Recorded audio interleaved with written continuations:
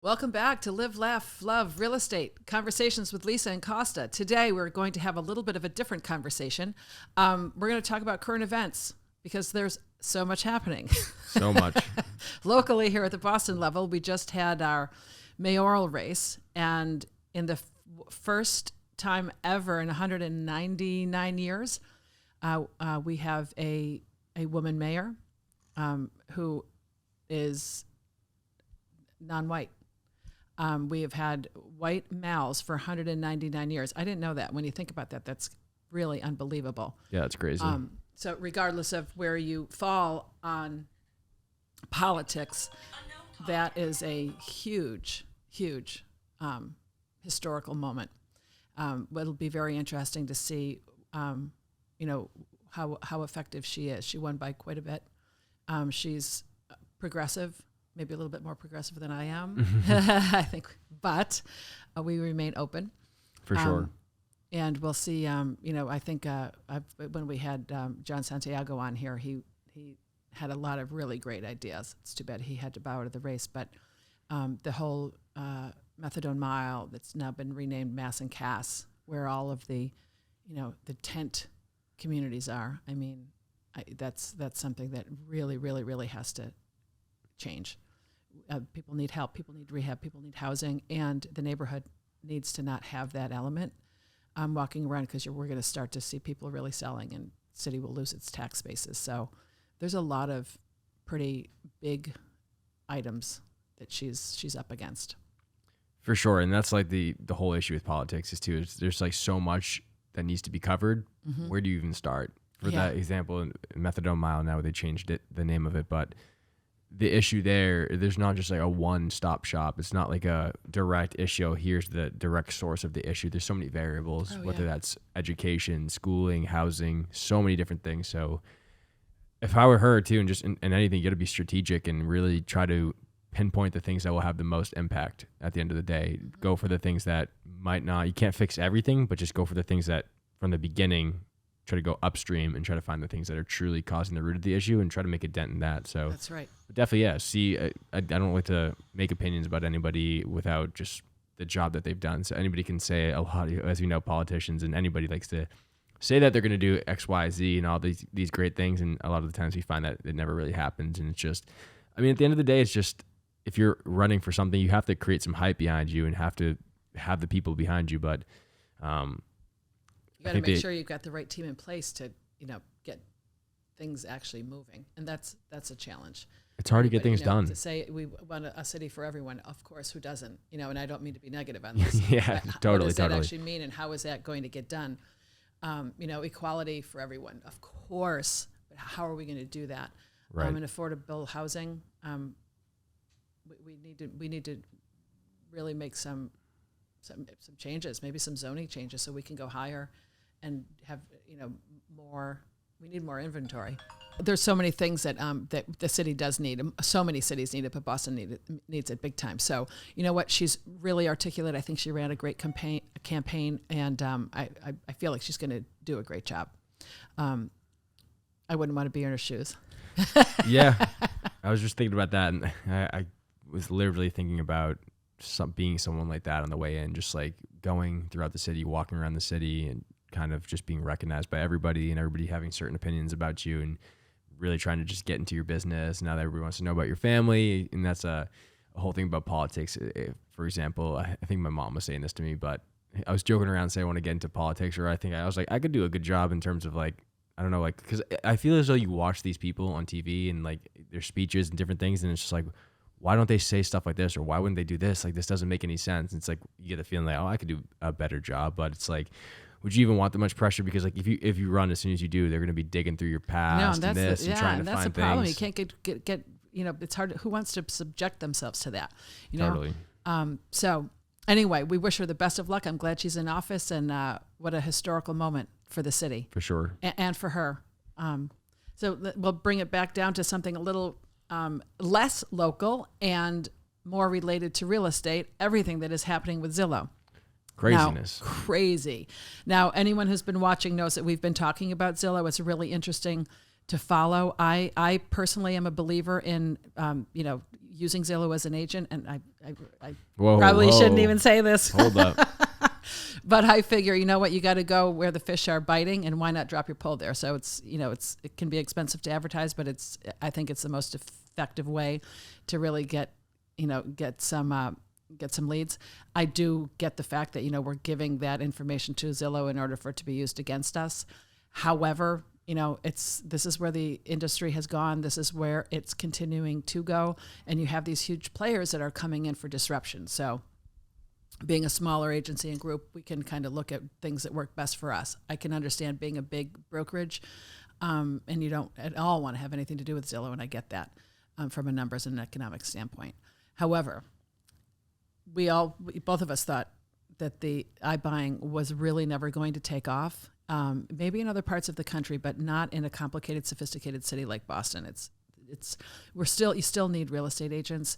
It's still a personalized relationship transaction, and what Zillow just ran up against as far as having to lay off 25%, 20%, 25% of their and they staff. just stopped the whole entire. For people that don't know, Zillow was doing something called iBuying, where they were just buying houses themselves, where you just realistically, if you were the seller of the house, really didn't have to deal with too many issues. So they just took care of the business, and they gave you what seemed to be competitive offers that they were saying, like, in terms of the pricing. People would assume, oh, Zillow's going to lowball you, because like you go to, I always give the example of GameStop or anywhere you go to, you're trading a game or trading like your computer somewhere, they're always going to give you a lot less for the trading value, right, or a car dealership, just because they're saving you a lot of the hassle. So that's what Zillow is doing in terms of iBuying in the first place. Right. And then they would bring it on with an agent that was from Zillow and resell it in the market.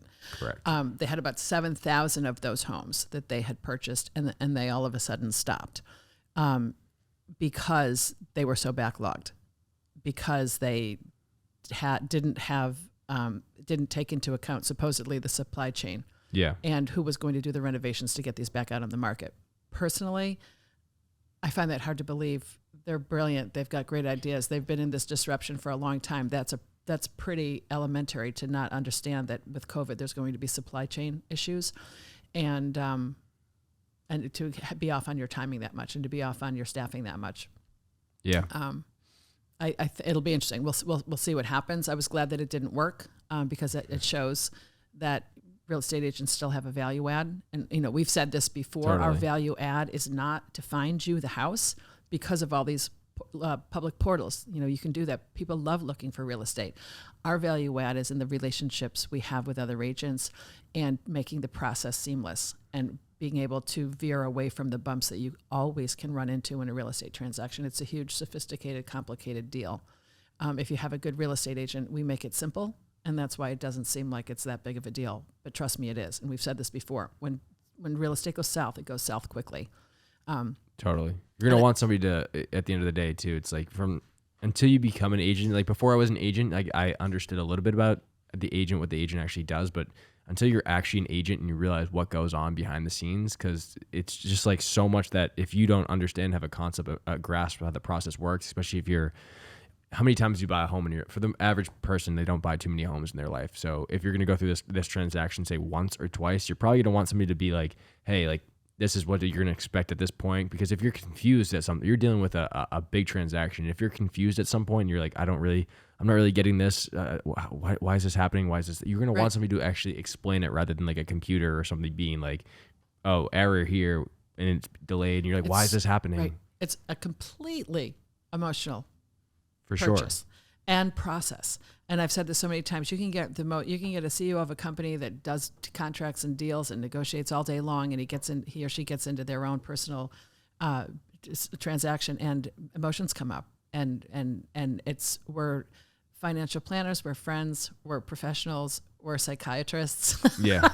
And you need somebody who can manage that on your end of the deal, whether you're representing the buyer or the seller, and be able to communicate effectively with the other buyer or the other listing agent, because you don't have access directly to that client. Right. So those types of communications can become very difficult and frustrating, and and emotions kill deals. So you got to manage all emotions and make sure that process stays on track. And if you don't have a person that has that experience or skill set, can be a very challenging transaction. For sure. I'm curious and I'm interested, first of all, to see where Zillow goes from there. Is it, again, as you said before, is it a mistake that they didn't do it? Maybe. What does this mean? There's a whole lot of speculation of why they're doing that. Maybe Zillow's just feeling as though that this is not the route to go yet. I personally think that could be part of it too, because I don't think the technology is really there to make the process super streamlined. You still need the human interaction at some points to make sure the deal goes through and power it. When we had Austin Reed on, he talked about how the mortgage process isn't at the point where it's just seamless. Right. The technology is just not there. It will be someday, of course, just with anything, but you're still probably going to need some sort of human touch points. But I don't know if Zillow just realized that's not the market to be in right now. They should probably focus on what they're doing, because what they were doing before works. I mean, their revenue's down. They lost, according to this, they had a recorded nearly $422 million in losses before taxes. Yeah.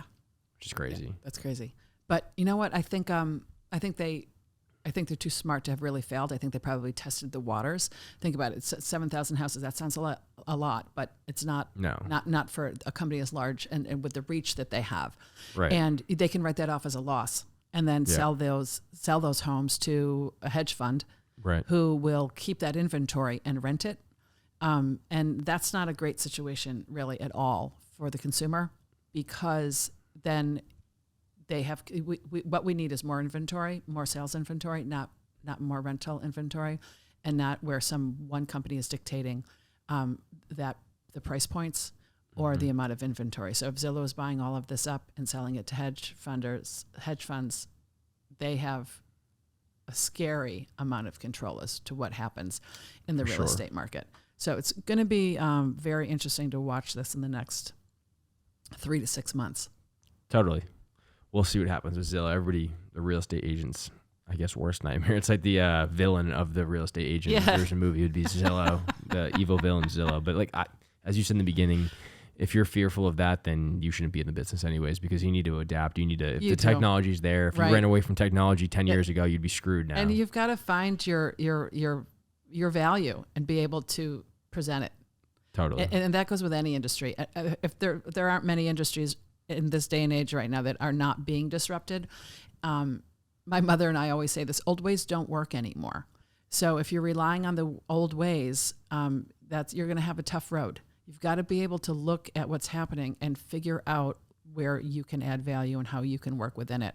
The floodgates have opened. We're not shutting them anytime soon. So you got to figure it out and go with the flow and figure how you get your piece of it.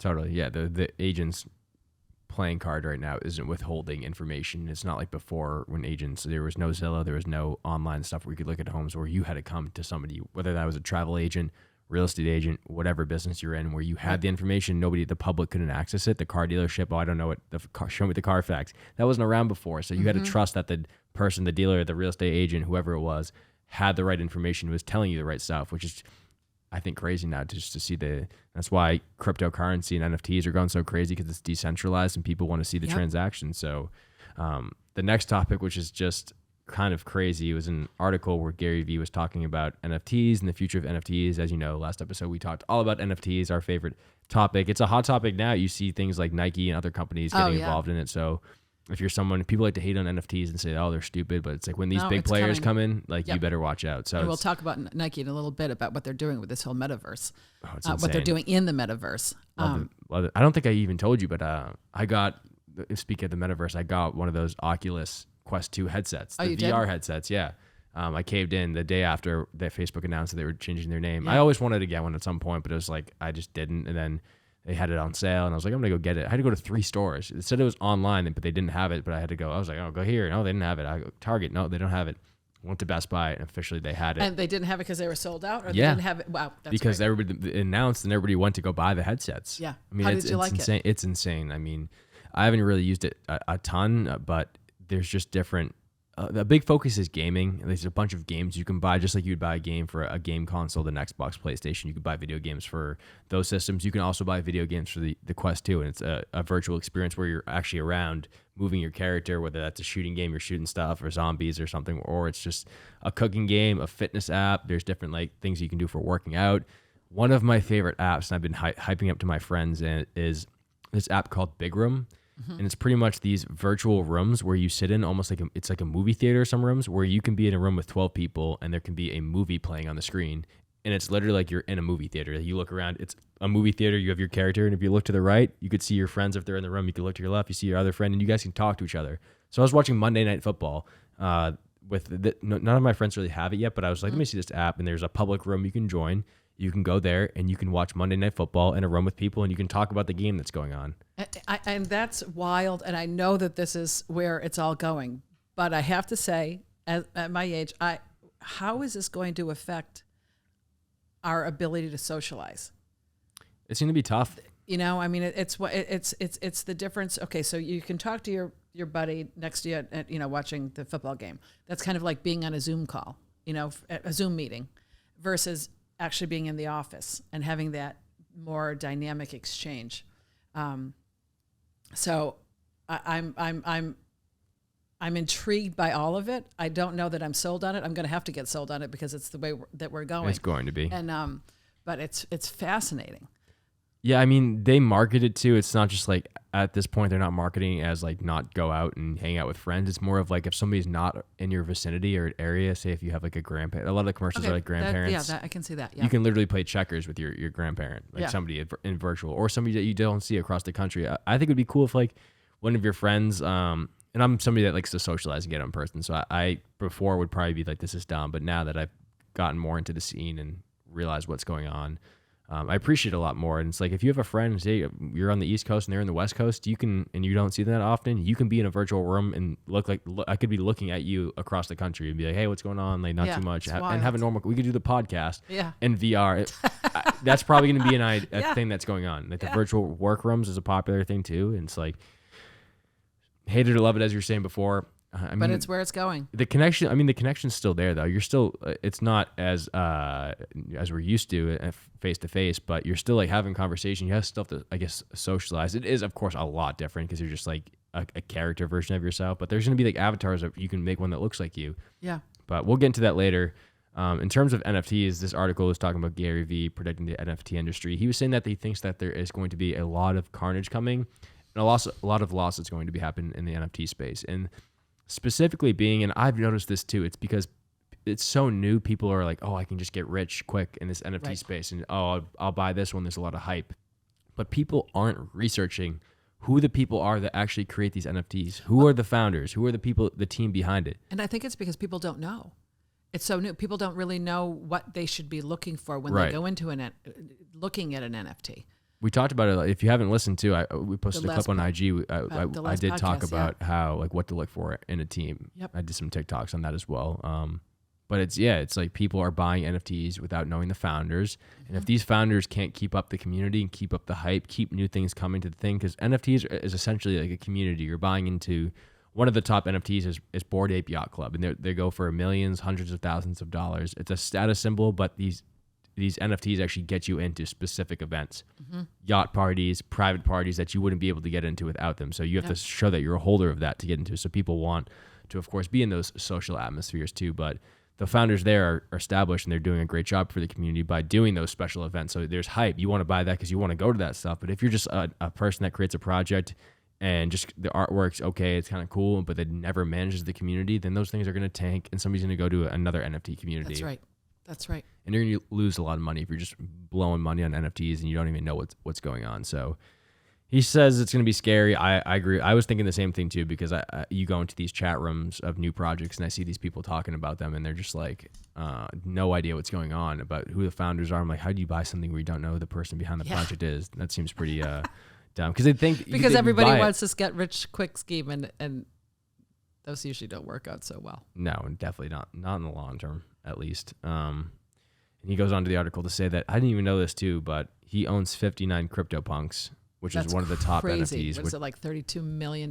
Yeah, it's That's right. right in the 30s, 30s? which is just insane. I didn't know he had the CryptoPunks was one of the first NFT projects that came out.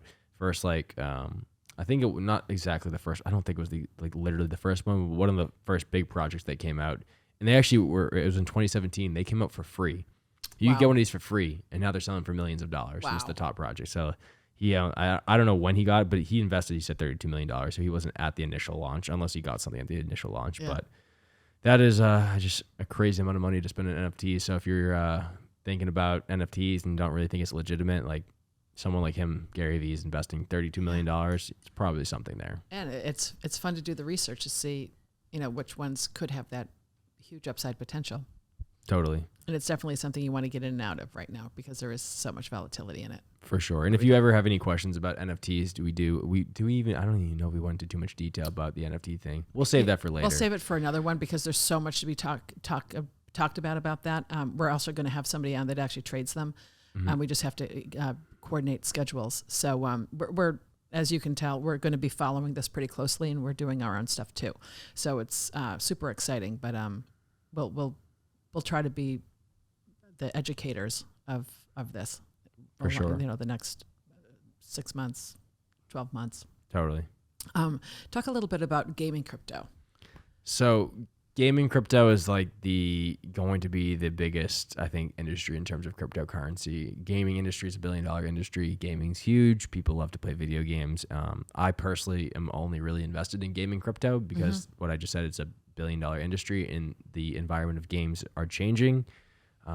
If you're at all familiar with gaming, like popular games like Call of Duty, Fortnite, NBA, the 2K games, Madden, those games, Roblox is a big one too. Before those games, you could buy in-store purchases. You could go in the game, if I go into Call of Duty or Fortnite, and I could buy skins for my character, outfits for my character, and I would use real money to do that. So you would use 100. You'd say you'd go in the game, and it's all right, this skin costs 1,000 V-Bucks, which is Fortnite's token or coin. They don't actually have a cryptocurrency yet, but 1,000 V-Bucks, which say is equivalent to $100. So then you need to go buy with your credit card $100 worth of V-Bucks and then transfer it out. And then you now have 1,000 V-Bucks to then go buy your favorite skin. So you buy your favorite skin, it's in the game. And if you just have more money in the game, it's just sitting in Fortnite or one of those games. You can't take that money out and go buy a coffee down the street. You can't do anything else with it. You can't do anything else with the skin. It really has no real world use except for in that video game. Mm-hmm.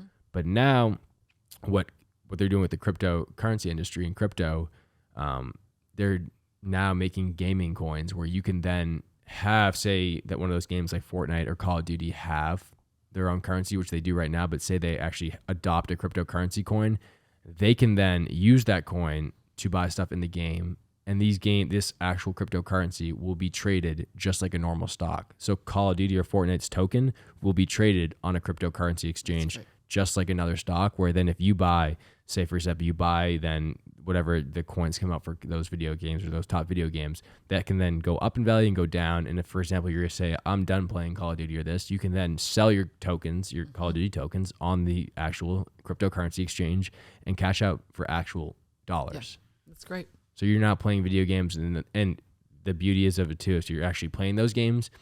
They're not play to earn, where if you get points in the game and you're making money inside the game by playing it, you are essentially making money in real life, because then you can use that and convert it to the dollar, or you can convert it to a cryptocurrency that's more accepted, like Bitcoin or Ethereum, especially in years to come, where cryptocurrency will be an accepted form of payment at most places. You could then take that, sell it, and directly have the cryptocurrency. So it's going to be insane. Everything's for sale. Everything's for sale.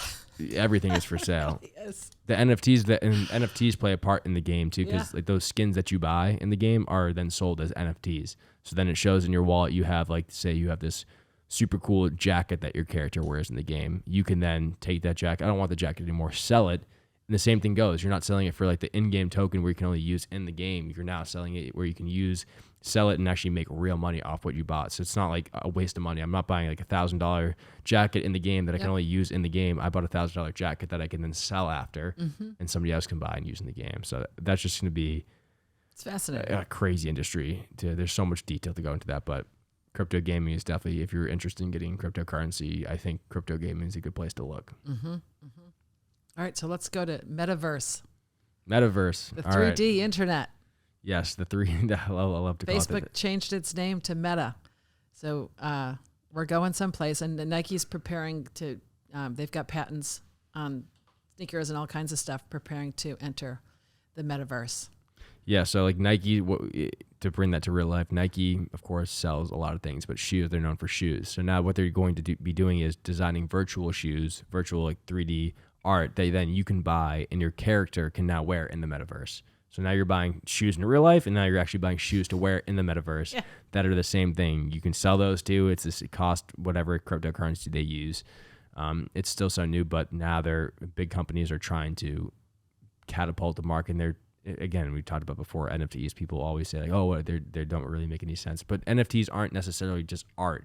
Right. Like they're right. NFTs are selling the shoes as an NFT. I guess it's a form of art too at the same time, but there's actually utility behind it. You buy it because now you're like, oh, I want to wear cool shoes in real life. Like I want to go down the street. So everybody like, that's why else do you wear cool shoes? People collect shoes because they want to wear the cool shoes and show people what I got. But now when we're all in the metaverse, you also want your character to have cool shoes. So you're going to be buying those Nike Jordans for a couple $100 too. You buy them in real life and then you'll buy them in the metaverse too. So, I mean, Facebook changing its name to Meta, it was essentially the thing that really pushed everything forward to where then everybody was like, okay, this is serious right now too. And I think the commercials with Mark Zuckerberg are kind of hilarious because he's just so like out of touch with like in-person reality that when he talks, it's like kind of almost creepy in this because he's just like you can just tell that his brain's so advanced that he is like doesn't know like the human like real like conversational part of it where he's just like enter the metaverse and just very like robotic speaking, which is kind of creepy at the same time too. But I think they're going to be doing some amazing stuff. And as you said before, the metaverse, if you don't know what the metaverse is, it's pretty much you're bringing the internet to 3D, as you said before, in real life. So when you put on